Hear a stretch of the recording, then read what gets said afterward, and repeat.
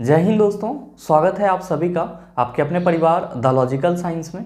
मैं हूं आलोक सिंह आतिश और आज के इस वीडियो सेशन में हम लोग बात करने वाले हैं साइंस प्रैक्टिस सेट 20 के पार्ट 2 के डिस्कशन की। जी हां दोस्तों, इससे पीछे के वीडियो सेशन में हम लोगों ने साइंस प्रैक्टिस सेट 20 का पार्ट 1 डिस्कस करा था, जहां पे हम लोगों ने क्वेश्चन नंबर 1 से लेकर के 14 तक के क्वेश्चन को डिस्कस किया था।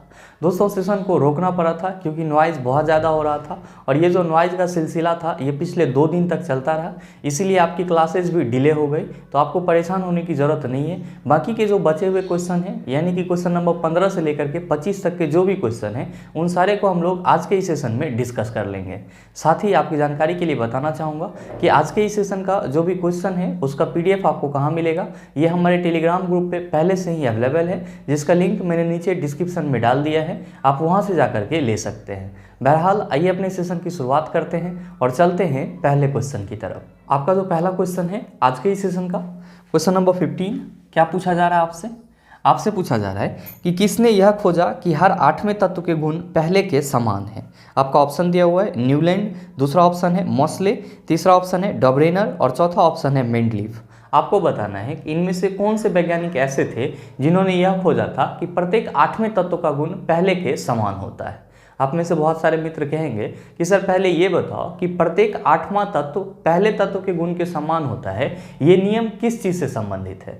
आप सभी ध्यान में रखेंगे कि जिस नियम की चर्चा आपके क्वेश्चन में करी जा रही है वो आपका किससे संबंधित है, तो आवर्त सारणी से संबंधित है, जिसको आप इंग्लिश में क्या कहते हैं, तो सर आप इसी को इंग्लिश में पीरियोडिक टेबल कहते हैं। क्या कहते हैं? पीरियोडिक टेबल कहते हैं, या फिर शॉर्ट फॉर्म में पीटी कहते हैं। जैसा कि आप सबों को मालूम है कि पीरियोडिक टेबल को बनाने में किसी एक वैज्ञानिक का योगदान नहीं रहा है, बहुत सारे वैज्ञानिकों ने अपने अपने स्तर से अपना अपना प्रयास किया था। जैसा कि आप सबों को ये भी मालूम है कि पीरियोडिक टेबल को बनाने में डॉबरेनर, न्यूलैंड, मेंडलीफ, मोसले, इन सभी का एक अहम योगदान रहा था और आपके एग्जाम में इससे संबंधित क्वेश्चन भी पूछे जाते हैं। कभी कभी आपसे ये पूछ लिया जाता है कि निम्नलिखित में से डॉबरेनर का कौन सा नियम था। तो आप सभी ध्यान में रखेंगे पहले तो ये चीज़ कि आवर्त सारणी को बनाने में जो महत्वपूर्ण योगदान रहा उसमें कौन कौन से वैज्ञानिक थे।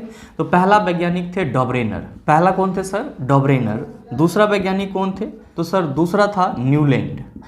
तीसरा कौन था? तो आप सभी ध्यान में रखेंगे, तीसरा वैज्ञानिक थे मेंडलीफ और चौथा वैज्ञानिक कौन थे? तो आप सभी ध्यान में रखेंगे मोसले। चौथा कौन थे सर? मोसले। अब आप कहेंगे कि सर इन्होंने कौन कौन सा नियम दिया था, तो ध्यान में रखिएगा कि डॉबरेनर ने तिर्यक नियम दिया था। कौन सा नियम दिया था? तिर्यक नियम दिया था, जिसको हम लोग इंग्लिश में क्या कहते हैं? तो सर इसी को हम लोग इंग्लिश में ट्राइड रूल कहते हैं। क्या कहते हैं? ट्राइड रूल कहते हैं। अब आप कहेंगे कि गुरुजी ये ट्राइड रूल क्या है, तो मेरे मित्र ध्यान में रखेंगे, डॉबरेनर ने अपने नियम में बताया था कि अगर तत्वों को उसके बढ़ते हुए परमाणु द्रव्यमान के क्रम में 3-3 करके सजाया जाए तो बीच वाले तत्व का जो परमाणु द्रव्यमान होगा वो किनारे के दोनों तत्वों के परमाणु द्रव्यमान का औसत होगा। यानी कि डॉबरेनर के अनुसार अगर आप कुछ देर के लिए ये मान लेते हैं कि A, B, C 3 तत्व हैं और ये तीनों ही क्या है सर? बढ़ते हुए परमाणु द्रव्यमान के क्रम में सजाया हुआ है, तो जो बीच वाला तत्व B है इसका जो परमाणु द्रव्यमान होगा वो किनारे के दोनों तत्व यानी कि A और C के परमाणु द्रव्यमान का औसत होगा। और ये नियम किसका था? तो आप कहेंगे सर डॉबरेनर का था। जब डॉबरेनर का ये नियम फेल हो गया तब कौन आए? तो सर तब न्यूलैंड आए और इन्होंने कौन सा नियम दिया?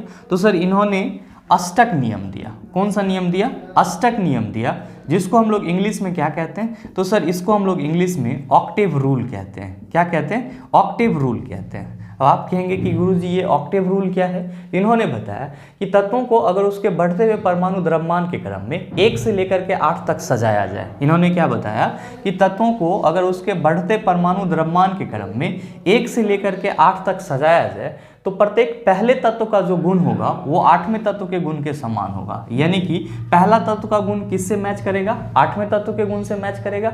या इसका उल्टा भी सही है कि प्रत्येक 8वें तत्व का जो गुण होगा वो पहले तत्व के गुण के समान होगा। ये नियम किसका था? तो आप सभी कहेंगे न्यूलैंड का था। या आपके एग्जाम में कभी कभी सीधे क्वेश्चन पूछ लिया जाता है कि निम्नलिखित में से अष्टक नियम दिया गया था, आप क्या कहेंगे? न्यूलैंड के द्वारा दिया गया था। अब आप कहेंगे कि सर मेंडलीफ ने कौन सा नियम दिया था, तो ध्यान में रखेंगे कि मेंडलीफ ने आवर्त नियम दिया था। कौन सा नियम दिया था? आवर्त नियम दिया था। और इन्होंने क्या बताया? इन्होंने बताया कि किसी भी तत्व का जो गुण होता है वो उस तत्व के परमाणु द्रव्यमान के आवर्त फलन होता है। तो आप चाहे तो इस चीज को भी लिख सकते हैं कि मेंडलीफ के अनुसार तत्व का गुण तत्व के द्रव्यमान का फलन होता है, या आप कह सकते हैं कि आवर्त फलन होता है। और ध्यान में रखिएगा कि डॉबरेनर, न्यूलैंड और मेंडलीफ, इन तीनों का जो नियम था वो किस पे आधारित था? आप कहेंगे सर तीनों अपने अपने नियम में परमाणु द्रव्यमान का यूज करा है। तो आप सीधे शब्दों में याद रखेंगे कि डॉबरेनर, न्यूलैंड, मेंडलीफ, इन तीनों का जो नियम था वो किस पे आधारित था? परमाणु द्रव्यमान पे आधारित था। साथ ही ध्यान में रखेंगे कि मोसले जो वैज्ञानिक थे वो क्या बनाए? तो सर आधुनिक आवर्त सारणी बनाए, यानी कि मॉडर्न पीरियोडिक टेबल बनाए, जिसको आप सभी अभी पढ़ रहे होते हैं। आप कहेंगे कि ये बताओ सर कि आधुनिक आवर्त सारणी में किस नियम का यूज किया गया है? तो मेरे मित्र ध्यान में रखिएगा कि मोसले ने बताया कि किसी भी तत्व का जो प्रॉपर्टीज होता है वो उसके परमाणु संख्या का आवर्त फलन होता है। तो आप सभी हमेशा ध्यान में रखेंगे जब भी ये क्वेश्चन पूछा जाए कि निम्नलिखित में से किस वैज्ञानिक का आवर्त नियम परमाणु संख्या पे आधारित था, आप कहेंगे मोसले का जो आवर्त नियम था वो परमाणु संख्या पे आधारित था। तो आप चाहें तो इस चीज को भी लिख सकते हैं कि मोसले के अनुसार तत्व का गुण परमाणु संख्या के आवर्त फलन होता है। तत्व का गुण परमाणु संख्या के आवर्त फलन होता है। ये भी आपके लिए बहुत ही इंपॉर्टेंट है। तो जब भी आपसे इस टाइप का क्वेश्चन पूछा जाए कि त्रियक नियम कौन दिया, आप कहेंगे डॉबरेनर। अष्टक नियम कौन दिया, आप कहेंगे न्यूलैंड। तत्वों का गुण तत्व के द्रव्यमान का आवर्त फलन होता है, आप कहेंगे मेंडलीफ ने बताया। और तत्वों का गुण परमाणु संख्या का आवर्त फलन होता है, आप कहेंगे मोसले ने बताया। आपसे क्वेश्चन क्या पूछा जा रहा है? क्वेश्चन पूछा जा रहा है कि किसने यह खोजा कि हर 8वें तत्व के गुण पहले के समान है। आप सभी क्या कहेंगे कि सर अभी जस्ट बताए हैं कि न्यूलैंड ने यह बताया था कि प्रत्येक 8वें तत्व का गुण पहले के समान होगा, या पहले तत्व का गुण किसके समान होगा? 8वें तत्व के समान होगा। तो आप बताइए सही आंसर क्या हो जाएगा? आप सभी कहेंगे sir option number A is the right answer of this question. मेरे मित्र ध्यान में रखेंगे, अगर आपसे ये क्वेश्चन करा जाए कि सबसे पहले आवर्त सारणी किसने बनाया था, तो आप किसका नाम लेंगे? मेंडलीफ का नाम लेंगे। किसका नाम लेंगे? मेंडलीफ का नाम लेंगे। और अगर ये क्वेश्चन पूछा जाए कि आधुनिक आवर्त सारणी किसने बनाया, तब आप क्या कहेंगे? मोसले ने बनाया। ये भी आपका एक इंपॉर्टेंट पॉइंट है। उम्मीद करते हैं समझ पाए होंगे। चलते हैं अगले क्वेश्चन की तरफ। आपका जो अगला क्वेश्चन है क्वेश्चन नंबर 16, बड़ा ही आसान सा सवाल। आपसे क्वेश्चन करा जा रहा है कि असंगत युग्म का पता लगाएं।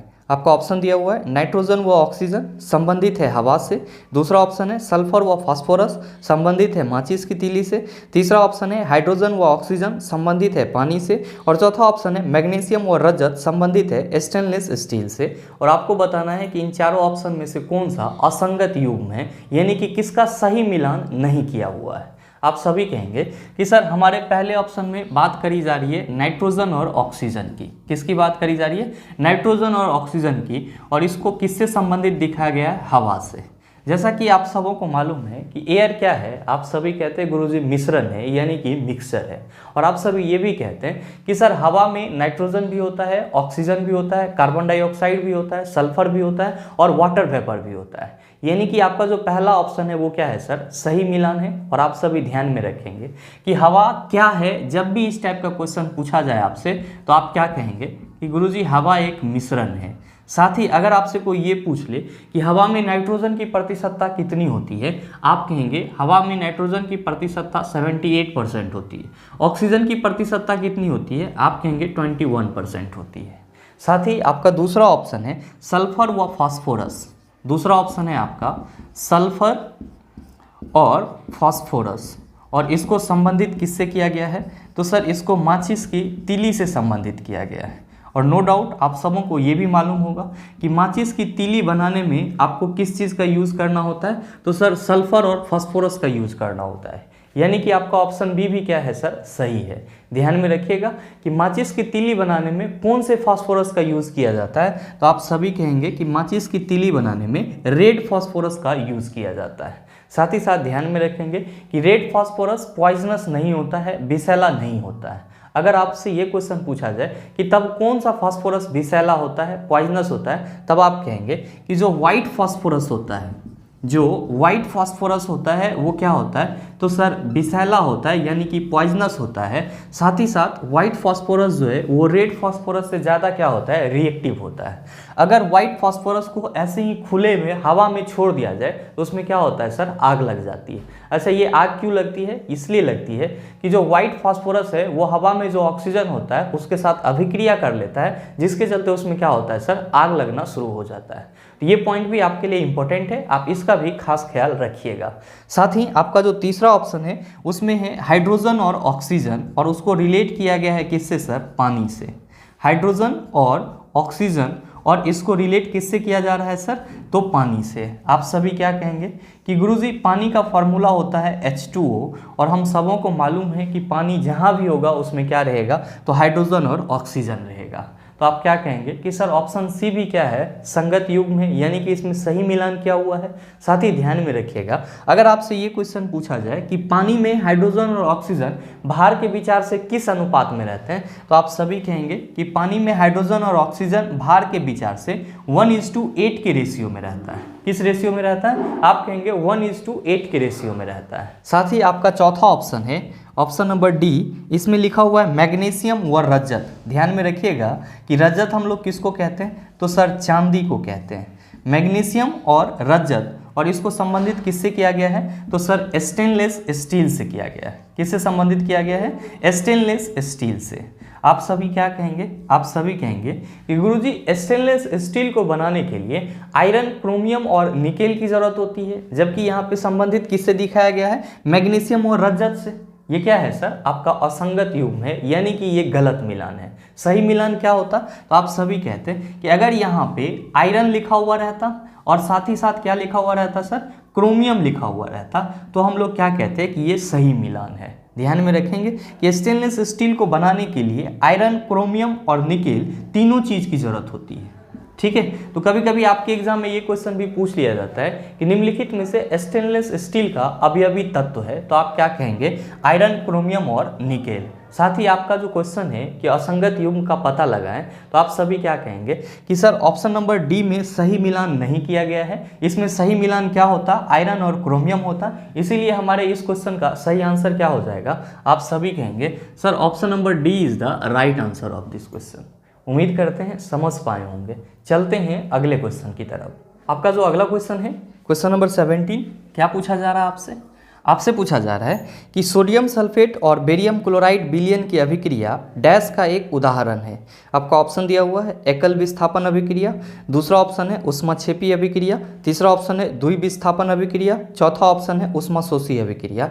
क्या होगा इसका आंसर, आपसे क्वेश्चन करा जा रहा है कि जब सोडियम सल्फेट और बेरियम क्लोराइड विलयन एक दूसरे के साथ अभिक्रिया करता है, तब वो जो अभिक्रिया होता है वो किस प्रकार का अभिक्रिया होता है, ये चीज़ आपको बताना है। आप सभी कहेंगे कि सर पहले तो ये बताओ कि ये अभिक्रिया होता कैसे है। तो ध्यान में रखिएगा, यहाँ पे बात किसकी की जा रही है, तो सोडियम सल्फेट और बेरियम क्लोराइड की बात की जा रही है। आप सभी ध्यान में रखेंगे कि सोडियम सल्फेट का फॉर्मूला होता है Na2SO4 और बेरियम क्लोराइड का फॉर्मूला होता है BaCl2।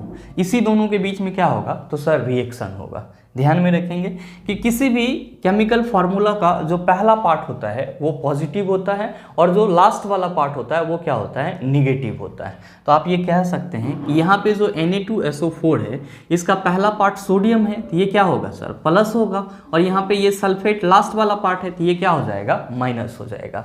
साथ ही आप सभी कहेंगे कि गुरुजी BaCl2 में बेरियम हमारा प्लस हो जाएगा, क्यों, क्योंकि ये पहला पार्ट है, और क्लोरीन क्या हो जाएगा, तो सर ये लास्ट वाला पार्ट है तो ये क्या हो जाएगा, निगेटिव हो जाएगा। ध्यान में रखेंगे कि यहाँ पे जो आपका रिएक्शन होगा वो किसके चलते होगा, तो यहाँ पे जो प्लस वाला है वो इसके माइनस के साथ जुड़ जाएगा, और ये जो आपका प्लस वाला है वो इसके माइनस के साथ जुड़ जाएगा। और नो डाउट आप सबों को मालूम है कि ये जो आपका प्लस और माइनस दिख रहा है इसी को आप क्या कहते हैं, आयन कहते हैं। क्या कहते हैं सर, आयन कहते हैं। तो आप सभी क्या कहेंगे कि गुरुजी जब इसके बीच में रिएक्शन होगा तो ये जो हमारा सोडियम प्लस है ये किसके साथ जुड़ जाएगा, तो क्लोरीन माइनस के साथ जुड़ जाएगा, और ये क्या बना लेगा, तो सर सर NaCl बना लेगा। साथ ही साथ ये जो हमारा बेरियम प्लस है ये किसके साथ जुड़ जाएगा, तो सर ये सल्फेट के साथ जुड़ जाएगा और क्या बना लेगा, तो सर BaSO4 बना लेगा। यानी कि जब सोडियम सल्फेट बेरियम क्लोराइड के साथ अभिक्रिया करेगा तब ये क्या बना लेगा, तो सोडियम क्लोराइड और बेरियम सल्फेट बना लेगा।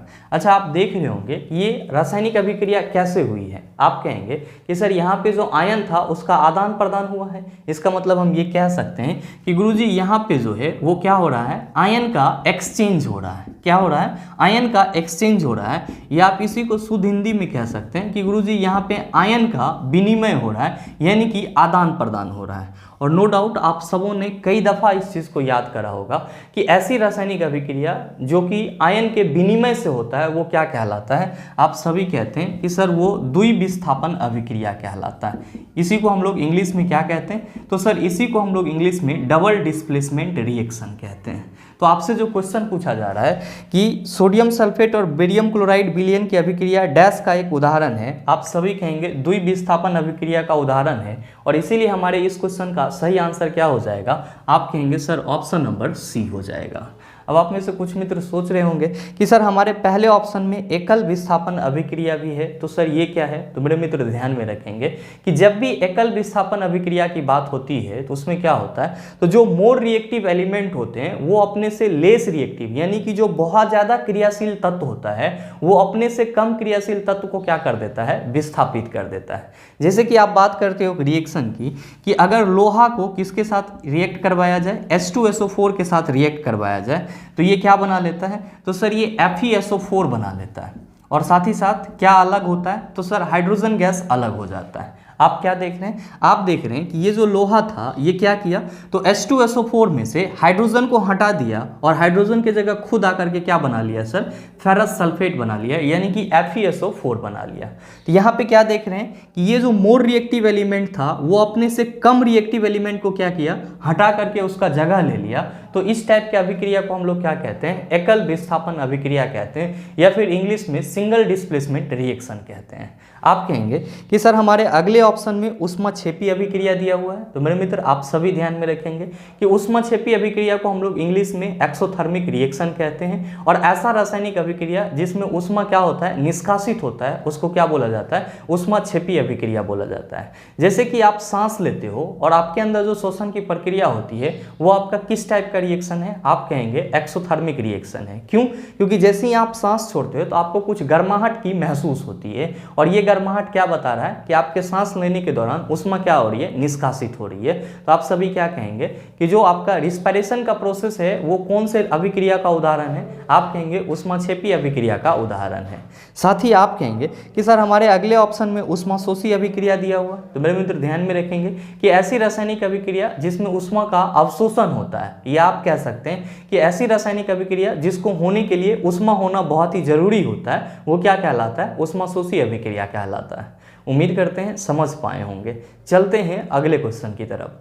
आपका जो अगला क्वेश्चन है, क्वेश्चन नंबर 18, क्या पूछा जा रहा है आपसे, आपसे पूछा जा रहा है कि डैश की प्रकृति विद्युत धनात्मक होती है। आपका ऑप्शन दिया हुआ है अधातुओं, दूसरा ऑप्शन है धातुओं, तीसरा ऑप्शन है अर्धधातुओं, और चौथा ऑप्शन है उपधातुओं। और आपसे क्वेश्चन करा जा रहा है इसमें से किसका प्रकृति हमेशा विद्युत धनात्मक होता है। आप सभी क्या कहेंगे, आप सभी कहेंगे कि सर अगर कोई भी चीज़ पॉजिटिव आयन बनाएगा, यानी कि धनात्मक आयन बनाएगा, तो उसमें कौन सी प्रवृत्ति होगी, आप सभी कहेंगे कि सर उसमें इलेक्ट्रॉन को त्यागने की प्रवृत्ति होगी। कौन सी प्रवृत्ति होगी, इलेक्ट्रॉन को त्यागने की प्रवृत्ति होगी। साथ ही साथ आप कहेंगे कि गुरुजी अगर कोई निगेटिव आयन बनाता है, यानी कि ऋणात्मक आयन बनाता है, तो उसमें किस चीज़ की प्रवृत्ति होगी, आप कहेंगे कि सर उसमें इलेक्ट्रॉन को ग्रहण करने की प्रवृत्ति होगी, इलेक्ट्रॉन को ग्रहण करने की प्रवृत्ति होगी। अब आप कहेंगे कि सर हमारे क्वेश्चन का आंसर क्या होगा। मेरे मित्र ध्यान में रखेंगे कि जितने भी मेटल हैं, जितने भी धातुएं हैं, इन सभी के लास्ट कक्षा में, यानी कि बाहरी कक्षा में, या तो एक इलेक्ट्रॉन होगा, या फिर 2 इलेक्ट्रॉन होगा, या फिर 3 इलेक्ट्रॉन होगा। हमेशा ध्यान में रखेंगे कि आपके पास जितने भी मेटल हैं उन सभी के बाह्यतम कक्षा में या तो 1 इलेक्ट्रॉन रह सकता है, या फिर 2 इलेक्ट्रॉन रह सकता है, या फिर 3 इलेक्ट्रॉन रह सकता है। और मेटल जो होते हैं उसकी प्रवृत्ति होती है वो हमेशा क्या करता है, तो सर इलेक्ट्रॉन को त्याग देता है, यानी कि इलेक्ट्रॉन को लॉस कर देता है। और आप सभी कहेंगे कि गुरुजी जब मेटल इलेक्ट्रॉन को लॉस कर देगा तो हम ये कह सकते हैं कि धातुएं जब भी बनाएगी तो क्या बनाएगी, तो पॉजिटिव आयन बनाएगी। क्या बनाएगी, पॉजिटिव आयन बनाएगी। साथ ही ध्यान में रखेंगे कि जितने भी अधातुएं होते हैं, जितने भी आपका नॉन मेटल होता है, इन सभी के बाह्यतम कक्षा में, इन सभी के बाह्यतम कक्षा में या तो 4 इलेक्ट्रॉन रह सकता है, या फिर 5, या फिर 6, या फिर 7 इलेक्ट्रॉन रह सकता है। और हमेशा ध्यान में रखिएगा कि सिर्फ ये 4 इलेक्ट्रॉन वाले को छोड़ करके, क्योंकि कार्बन का जो बाहरी कक्षा होता है उसमें 4 इलेक्ट्रॉन होता है और ये क्या कर लेता है, तो साझा वाला बॉन्ड बना लेता है। लेकिन कार्बन को छोड़ करके बाकी जितने भी अधातु हैं उन सभी में क्या होता है, तो इलेक्ट्रॉन को ग्रहण करने की प्रवृत्ति होती है। और जिस किसी भी चीज में इलेक्ट्रॉन को ग्रहण करने की प्रवृत्ति होगी वो आपका कौन सा आयन बनाएगा, आप कहेंगे कि सर वो निगेटिव आयन बना लेगा। क्या बना लेगा, निगेटिव आयन बना लेगा। इसका मतलब सीधा सा है कि जितनी भी धातुएं होती है वो आपका कौन सा आयन बनाता है, तो सर धनात्मक आयन बनाता है। और जितनी भी अधातुएं होती है वो आपका कौन सा आयन बनाता है, तो आप कहेंगे सर ऋणात्मक आयन बनाता है। तो आपसे जो क्वेश्चन पूछा जा रहा है कि डैश की प्रकृति विद्युत धनात्मक होती है, आप सभी क्या कहेंगे कि सर धातुओं की प्रकृति हमेशा विद्युत धनात्मक होती है। और इसीलिए आपके इस क्वेश्चन का सही आंसर क्या हो जाएगा, आप सभी कहेंगे sir option number B is the right answer of this question. मेरे मित्र ध्यान में रखेंगे कि धातु का उपयोग हम लोग किस लिए करते हैं, तो चालक बनाने के लिए करते हैं। और अधातु का उपयोग किसके लिए किया जाता है, तो गुरुजी कुचालक बनाने के लिए किया जाता है। और अगर आपसे ये क्वेश्चन पूछा जाए कि अर्धचालक बनाने के लिए, क्या बनाने के लिए सर, अर्धचालक बनाने के लिए निम्नलिखित में से किसका उपयोग किया जाता है, तो आप सभी क्या कहेंगे कि अर्धचालक बनाने के लिए उपधातु का उपयोग किया जाता है, यानी कि मेटालाइट का उपयोग किया जाता है। अब आप में से कुछ मित्र सोच रहे होंगे कि गुरुजी ये मेटल, नॉन मेटल और मेटालाइट क्या है। तो मेरे मित्र ध्यान में रखेंगे कि जितने भी आपके पास एलिमेंट हैं, आप कहते हैं सर हमारे पास टोटल 118 एलिमेंट हैं, इन सभी 118 एलिमेंट को हम लोग 3 कैटेगरीज में डिवाइड करते हैं। कौन कौन सा, तो पहला आपका हो जाता है मेटल, दूसरा आपका हो जाता है नॉन मेटल, और तीसरा हो जाता है आपका मेटालाइट। तीसरा कौन सा हो जाता है, मेटालाइट, जिसको हम लोग हिंदी में क्या कहते हैं, तो सर इसको हम लोग हिंदी में धातु बोलते हैं, इसको अधातु, और इसको हम लोग क्या बोलते हैं, उपधातु बोलते हैं। तो ध्यान में रखना है ये कि मेटल का उपयोग कंडक्टर बनाने के लिए किया जाता है, नॉन मेटल का उपयोग इंसुलेटर बनाने के लिए किया जाता है, और मेटालाइट का उपयोग किसके लिए किया जाता है, तो सेमीकंडक्टर बनाने के लिए किया जाता है। आप कहेंगे कि धातु और अधातु को तो हम लोग डिफाइन कर लेते हैं, लेकिन ये बताओ सर कि मेटालाइट को हम लोग कैसे डिफाइन करेंगे। तो मेरे मित्र ध्यान में रखेंगे कि वैसा तत्व जिसका गुण धातु और अधातु के बीच में हो, यानी कि कुछ प्रॉपर्टीज धातु का भी हो और कुछ प्रॉपर्टीज उसमें अधातु का भी हो, उसको हम लोग क्या कहेंगे, तो सर उसको हम लोग उपधातु कहेंगे, या फिर इंग्लिश में क्या कहेंगे, मेटालाइट कहेंगे। उम्मीद करते हैं समझ पाए होंगे। चलते हैं अगले क्वेश्चन की तरफ। आपका जो अगला क्वेश्चन है, क्वेश्चन नंबर 19, क्या पूछा जा रहा है आपसे, आपसे पूछा जा रहा है कि विविधता डैश है। आपका ऑप्शन दिया हुआ है एक ही प्रजाति के व्यक्तियों के बीच अंतर, दूसरा ऑप्शन है एक ही माता पिता के संतानों के बीच अंतर, तीसरा ऑप्शन है उपरोक्त सभी, और चौथा ऑप्शन है माता पिता और संतानों के बीच अंतर। क्या होगा इसका आंसर, आप सभी कहेंगे कि सर पहले ये बताओ कि ये विविधता का मतलब क्या होता है। तो मेरे मित्र आप सभी ध्यान में रखेंगे कि विविधता को ही हम लोग इंग्लिश में क्या कहते हैं, तो सर इसी को हम लोग इंग्लिश में डाइवर्सिटी कहते हैं। और इसका सीधा सा मतलब होता है अंतर होना। इसका सीधा सा मतलब क्या होता है सर, अंतर होना। आप अपने आसपास में बहुत सारे जीवों को देखते होंगे और आप सभी ये भी कहते हैं कि सर सारे जीव एक दूसरे से क्या होते हैं, अलग होते हैं। तो जो जीवों में अंतर पाई जाती है, चाहे वो उसके रहने को लेकर के हो या फिर उसका खाना को लेकर के हो, तो ये सारी अंतरें क्या कहलाती है सर, जैव विविधता कहलाती है, या फिर सीधे शब्दों में विविधता डाइवर्सिटी कहलाती है। हालांकि आपसे जो क्वेश्चन पूछा जा रहा है उसमें कहा जा रहा है कि विविधता डैश है। आपका पहला ऑप्शन है कि एक ही प्रजाति के व्यक्तियों के बीच अंतर। आप सभी को मालूम है कि आप सभी जितने भी हैं सब के सब किस प्रजाति से बिलोंग करते हैं, आप कहेंगे मनुष्य प्रजाति से बिलोंग करते हैं। तो क्या सभी मनुष्य एक जैसे होते हैं, आप कहेंगे सर बिल्कुल भी नहीं। किसी का चाल चलन अलग होता है, किसी का रंग गोरा होता है, किसी का काला होता है। यानी कि एक ही प्रजाति के जितने भी जीव हैं उनमें कुछ ना कुछ अंतर पाई जाती है। आप कहेंगे सर पहला ऑप्शन सही है। आपका दूसरा ऑप्शन है कि एक ही माता पिता के संतानों के बीच अंतर। मेरे मित्र आपने ये भी देखा होगा कि एक ही माता पिता के अगर 2 संतान होते हैं, उन दोनों में क्या होता है सर, अलग अलग प्रॉपर्टीज होता है, अलग अलग गुण होता है। यानी कि आपका ऑप्शन बी भी सही है, ये भी कहीं ना कहीं विविधता की पुष्टि करता है। आपका चौथा ऑप्शन है कि माता पिता और संतानों के बीच अंतर। आपने देखा होगा बहुत सारे केसेस में कि पेरेंट्स कुछ और होता है और बच्चे कुछ और होते हैं। इसका मतलब सीधा सा है कि आपके इस क्वेश्चन का सभी ऑप्शन क्या है सर, सही है। और सही आंसर क्या हो जाएगा, आप कहेंगे ऑप्शन नंबर सी हो जाएगा। उम्मीद करते हैं समझ पाए होंगे। चलते हैं अगले क्वेश्चन की तरफ। आपका जो अगला क्वेश्चन है, क्वेश्चन नंबर 20, बड़ा ही हलवा सा सवाल और कई दफ़ा आप सबों ने इसको याद किया होगा। आपसे पूछा जा रहा है कि मनुष्यों के क्रम विकास का अध्ययन इंगित करता है कि हम सभी एक ही प्रजाति से संबंधित हैं जो डैश में विकसित हुई है। आपका ऑप्शन दिया हुआ है अफ्रीका, दूसरा ऑप्शन है अमेरिका, तीसरा ऑप्शन है मध्य एशिया और चौथा ऑप्शन है पश्चिम एशिया। क्या होगा इसका आंसर? आपसे पूछा जा रहा है कि जो मनुष्यों का क्रम विकास हुआ है वो हम लोगों को ये बताता है कि हम सभी एक ही प्रजाति से आए हुए हैं। आप कहेंगे सर कौन से प्रजाति से? तो हम लोग जनरली, हम लोग का जो पूर्वज था पहले वो बंदर या फिर आप कह सकते हैं चिंपांजी, और उसका भी धीरे धीरे विकास हुआ है। लेकिन ध्यान में आपको ये रखना है कि बंदर, चिंपांजी, इसके बाद फिर मनुष्य, इसका जो एक क्रमिक विकास है, इसका साक्ष्य कहाँ पे मिला है? तो सर इसका साक्ष्य अफ्रीका में मिला है। कहाँ पे मिला है सर? अफ्रीका में मिला है। तो आपसे जो क्वेश्चन पूछा जा रहा है इसका सही आंसर क्या हो जाएगा? ऑप्शन नंबर ए हो जाएगा। और ध्यान में रखिएगा कि हम लोग किस प्रजाति से बिलोंग करते हैं, तो आप इस फिगर में देख पा रहे होंगे। अगर आपसे ये क्वेश्चन पूछा जाए कि आपका पूर्वज कहाँ है या आप किस जानवर से विकसित हुए हो, तो आप सीधे सीधे कह सकते हैं कि हम लोग एप यानी कि बंदर से क्या हुए हैं सर? विकसित हुए हैं। उम्मीद करते हैं समझ पाए होंगे। चलते हैं अगले क्वेश्चन की तरफ। आपका जो अगला क्वेश्चन है, क्वेश्चन नंबर 21, बड़ा ही आसान सा सवाल।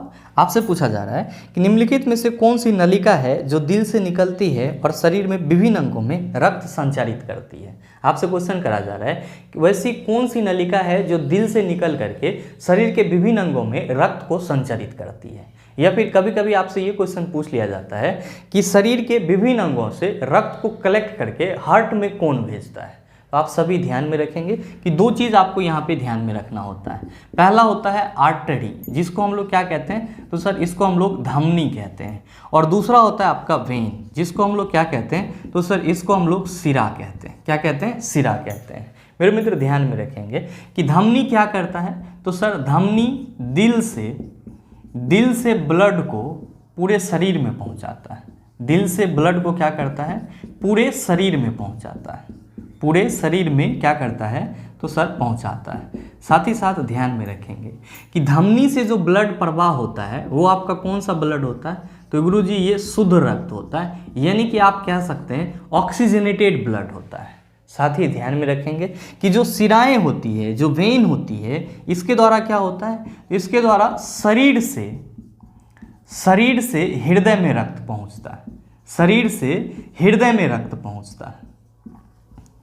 और हमेशा ध्यान में रखेंगे कि सिरा के द्वारा जो रक्त का प्रवाह होता है वो आपका कौन सा होता है? तो सर अशुद्ध रक्त होता है। कौन सा होता है? अशुद्ध रक्त होता है, यानी कि डीऑक्सीजनेटेड ब्लड होता है। तो आपको हमेशा ये चीज़ ध्यान में रखना होगा कि धमनी के द्वारा दिल से ब्लड को पूरे शरीर में पहुंचाया जाता है, जो कि आपका शुद्ध रक्त होता है, यानी कि प्योर ब्लड होता है, या आप कह सकते हैं कि सर ये ऑक्सीजनेटेड ब्लड होता है। और जो आपका वेन होता है, सिरा होता है, इसके द्वारा शरीर के अलग अलग भागों से रक्त को कलेक्ट करके कहाँ पे पहुंचाया जाता है? तो सर हृदय में पहुंचाया जाता है, ताकि उस रक्त का क्या हो पाए सर? प्यूरिफिकेशन हो पाए। और सिरा के द्वारा जो रक्त का प्रवाह होता है वो आपका कौन सा रक्त होता है? तो सर अशुद्ध रक्त होता है।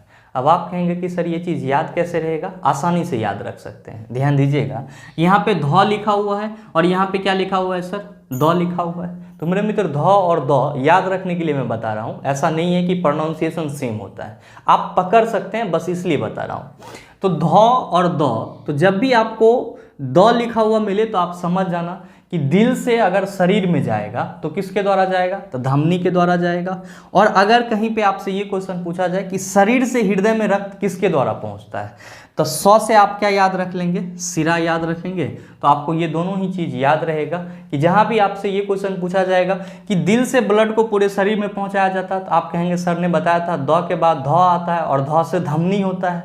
और साथ ही अगर आपसे ये क्वेश्चन पूछा जाए कि शरीर से हृदय में रक्त पहुँचाया जाता है, तो आप क्या कहेंगे कि सर ने बताया था कि 100 से हमको क्या याद रख लेना है? सिरा याद रख लेना है। और शरीर से हृदय में रक्त किसके द्वारा पहुँचाया जाएगा? तो सर सिरा के द्वारा पहुँचाया जाएगा। तो तो आप चाहें तो इस चीज़ को इस तरीके से याद रख सकते हैं। बहरहाल आपसे क्वेश्चन क्या पूछा जा रहा है, क्वेश्चन पूछा जा रहा है कि निम्नलिखित में से कौन सी नलिका है जो दिल से निकलती है और शरीर में विभिन्न अंगों में रक्त संचारित करती है। आप सीधे कहेंगे सर दिल से निकलती है और शरीर के विभिन्न अंगों में रक्त को संचारित करती है, वो नलिका कौन सी है? तो सर धमनी है, और सही आंसर क्या हो जाएगा? ऑप्शन नंबर सी हो जाएगा। उम्मीद करते हैं समझ पाए होंगे। चलते हैं अगले क्वेश्चन की तरफ। आपका जो अगला क्वेश्चन है, क्वेश्चन नंबर 22, क्या पूछा जा रहा है आपसे? आपसे पूछा जा रहा है कि पीना डैश का बाह्य भाग है। ऑप्शन दिया हुआ है नाक, दूसरा ऑप्शन है उंगलियों, तीसरा ऑप्शन है कान और चौथा ऑप्शन है आँख। क्या होगा इसका आंसर? आपसे क्वेश्चन करा जा रहा है कि जो पीना होता है वो आपके किस अंग का बाह्य भाग है। आप सभी क्या कहेंगे कि सर हमारे कान का जो ये वाला पार्ट होता है इसी को हम लोग क्या कहते हैं? तो सर इसी को हम लोग पीना कहते हैं। और ये क्या करता है? तो सर आवाज़ को, साउंड को रिसीव करता है। और इसी में क्या रहता है सर? तो सर इसी से जुड़ा हुआ ये जो कैनाल जैसा आपको दिख रहा है इसको हम लोग क्या कहते हैं? तो सर इसको हम लोग ऑडिटरी कैनाल कहते हैं। क्या कहते हैं? ऑडिटरी कैनाल कहते हैं। और यहाँ पे आपका क्या रहता है? तो सर ये जो है ये ईयर ड्रम है। क्या है सर? ईयर ड्रम है। तो आप हमेशा ध्यान में रखेंगे कि जो पीना है वो क्या है सर? कान का बाह्य भाग है। और कान के बाह्य भाग के थ्रू क्या होता है? तो सर साउंड को रिसीव किया जाता है। और वो जो साउंड है वो आपके ईयर ड्रम तक किसके थ्रू पहुंचता है? तो गुरुजी ऑडिटरी कैनाल के थ्रू पहुंचता है। ध्यान में रखिएगा कि कान के 3 भाग होते हैं। पहला होता है आपका बाह्य भाग, दूसरा होता है मध्य भाग और तीसरा होता है आपका अंतिम भाग। तो आपको हमेशा ये भी ध्यान में रखना होगा कि कान का जो ईयर ड्रम जहाँ पे रहता है वो क्या कहलाता है? मध्य भाग कहलाता है। क्या कहलाता है? मध्य भाग कहलाता है। और आपके एग्जाम में कई दफ़ा ये क्वेश्चन भी पूछा जाता है कि निम्नलिखित में से सबसे छोटी हड्डी कहाँ पे पाई जाती है। ध्यान दीजिएगा, क्वेश्चन ऐसे भी रहता है कि निम्नलिखित में से शरीर की सबसे छोटी हड्डी कहाँ पे पाया जाता है? तो आप कहेंगे कान के मध्य भाग में पाया जाता है या फिर मध्य कर्ण में पाया जाता है। आप कहेंगे कि सर छोटी हड्डी का नाम क्या है? तो ध्यान में रखिएगा कि छोटी हड्डी का नाम स्टेपिस है। क्या है सर? स्टेपिस है। तो आप ये चीज़ भी ध्यान में रखेंगे। हालांकि आपसे क्वेश्चन क्या पूछा जा रहा है? क्वेश्चन पूछा जा रहा है कि पीना डैश का बाह्य भाग है। आप कहेंगे सर कान का, इसीलिए हमारा सही आंसर क्या हो जाएगा? ऑप्शन नंबर सी हो जाएगा। ध्यान में रखिएगा कि यहाँ पे जो ईयर ड्रम है इसी को क्या बोला जाता है? तो सर इसी को कान का पर्दा बोला जाता है। क्या बोला जाता है? कान का पर्दा बोला जाता है। उम्मीद करते हैं समझ पाए होंगे। चलते हैं अगले क्वेश्चन की तरफ। आपका जो अगला क्वेश्चन है, क्वेश्चन नंबर 23, क्या पूछा जा रहा है आपसे? आपसे पूछा जा रहा है कि महिलाओं में यौवन की शुरुआत किससे होती है। ऑप्शन दिया हुआ है रजनोवृत्ति, दूसरा ऑप्शन है किशोरावस्था, तीसरा ऑप्शन है माहवारी और चौथा ऑप्शन है रजोदर्शन। क्या होगा इसका आंसर? आपसे क्वेश्चन पूछा जा रहा है कि महिलाओं में यौवन की शुरुआत किससे होती है। मेरे मित्र ध्यान में रखेंगे कि महिलाओं में यौवन की शुरुआत मेंस्ट्रुअल साइकिल के शुरू होने से होती है। किससे होती है सर? मेंस्ट्रुअल साइकिल के शुरू होने से होती है। और ध्यान में रखेंगे कि जब महिलाओं में मेंस्ट्रुअल साइकिल स्टार्ट होता है तब उस स्टेज को क्या बोला जाता है? तो सर उस स्टेज को मेनार्की बोला जाता है। और इसको हिंदी में हम लोग क्या कहते हैं? तो सर इसको हम लोग हिंदी में रजोदर्शन कहते हैं। क्या कहते हैं? रजोदर्शन कहते हैं।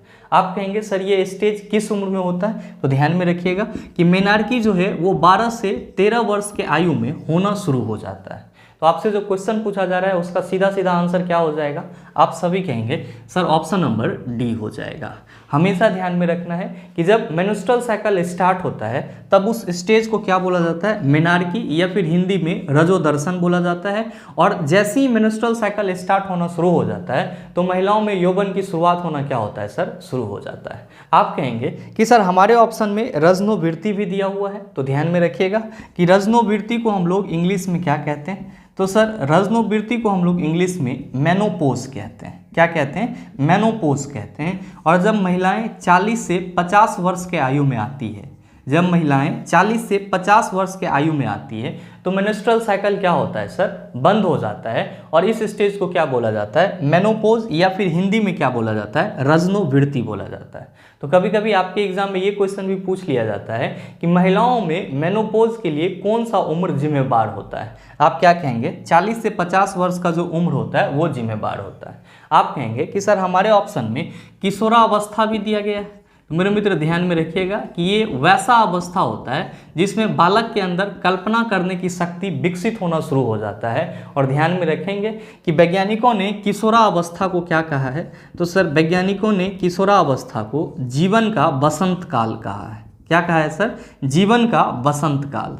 तो आपके एग्जाम में कभी कभी ये क्वेश्चन भी पूछ लिया जाता है कि निम्नलिखित में से जीवन का वसंत काल कहलाता है, आप क्या कहेंगे? किशोरावस्था।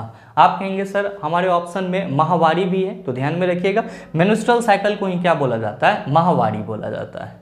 उम्मीद करते हैं समझ पाए होंगे। चलते हैं अगले क्वेश्चन की तरफ। आपका जो अगला क्वेश्चन है क्वेश्चन नंबर 24, बड़ा ही आसान सा सवाल आपसे पूछा जा रहा है कि जल से भय किस रोग का लक्षण है? ऑप्शन दिया हुआ है पोलियो, खसरा, रेबीज, हेपेटाइटिस। क्या होगा इसका आंसर? आप सभी कहेंगे सर हम लोगों ने कई दफ़ा इसको पढ़ा है कि अगर किसी भी इंसान को कुत्ता वगैरह काट लेता है तो उसको कौन सी बीमारी हो जाती है? तो सर रेबीज हो जाती है। और जिस तरह कुत्ता पानी से भागते रहता है उसी तरह से अगर किसी व्यक्ति को रेबीज हो जाता है तो उसको क्या होता है सर? पानी से डर लगना शुरू हो जाता है। तो आप बताइए कि आपसे जो क्वेश्चन पूछा जा रहा है उसका सही आंसर क्या होगा? आप सभी कहेंगे सर सही ऑप्शन नंबर सी हो जाएगा। उम्मीद करते हैं समझ पाए होंगे। चलते हैं अगले क्वेश्चन की तरफ। आपका जो अगला क्वेश्चन है क्वेश्चन नंबर 25, बड़ा ही आसान सा सवाल ये भी आपसे पूछा जा रहा है कि निम्नलिखित में से कौन सा एक कोशिकीय हरित शैवाल है? आपका ऑप्शन दिया हुआ है कारा, यूलोथ्रिक्स, स्पाइरोगेरा, क्लेमाइडोमोनस। क्या होगा इसका आंसर? आपसे पूछा जा रहा है कि इन चारों में से कौन सा एक कोशिकीय हरित शैवाल है, यानी कि यूनिसेलुलर ग्रीन एल्गी है। ध्यान में रखेंगे कि जहां भी आपको क्लेमाइडोमोनस मिले, ये क्या है सर? तो सर ये यूनिसेलुलर यानी कि एक कोशिकीय हरित शैवाल है। तो आपसे जो क्वेश्चन पूछा जा रहा है उसका आंसर क्या होगा? सर ऑप्शन नंबर डी हो जाएगा। बहुत सारे मित्र के मन में चल रहा होगा कि गुरुजी कारा भी दिया हुआ है, यूलोथ्रिक्स भी है, एस्पायरोगैरा भी है, ये सब क्या है? तो मेरे मित्र ये सब भी अलगी के अलग अलग कैटेगरीज हैं, लेकिन ये सब के सब क्या होते हैं? बहुकोशिकीय होते हैं, यानी कि मल्टी सेलुलर होते हैं। उम्मीद करते हैं समझ पाए होंगे। साथ ही उम्मीद ये भी करते हैं कि यहाँ तक के जितने भी क्वेश्चन थे उन सभी को आप अच्छे से समझ पाए होंगे। अगर इस टाइप का प्रश्न अगर आपको दोबारा दे दिया जाए, मेरे ख्याल से आप उसका जवाब भी आसानी से दे सकते हैं। साथ ही अगर आपको वीडियो अच्छा लगा तो वीडियो को लाइक कीजिएगा, ज़्यादा से ज़्यादा शेयर कीजिएगा, और हाँ अगर आप चैनल पर नए हैं तो सब्सक्राइब करके बेल आइकन दबा लीजिएगा, ताकि इस तरह के एग्जाम रेलेवेंट वीडियो का नोटिफिकेशन सबसे पहले आपके पास पहुँचे और आप उसको सबसे पहले देख पाओ। मिलते हैं फिर अगले सेशन में, तब तक के लिए best of luck. Thank you, have a nice day.